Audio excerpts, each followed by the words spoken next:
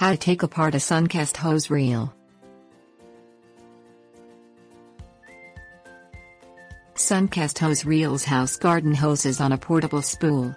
This spool turns via a handle that either lets the hose out or retrieves it from the extended position. Suncast hose reels are made to be assembled and taken apart with one Phillips screwdriver. Power drills or screwdrivers are not recommended for this task, as stated by the user manual included with the devices. Things you will need: Phillips screwdriver, 3 pounds rubber mallet, plastic bag or cup.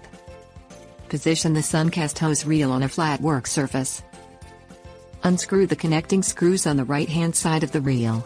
These are in the handle brackets. Off the main V, place the screws in the plastic bag or cup.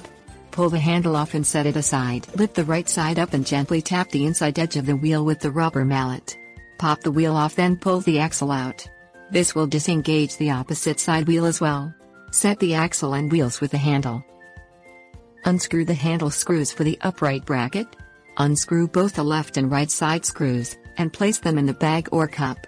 Pull the handle off the unit. Unspool the hoses and unscrew any hose connections. Be sure the water is off.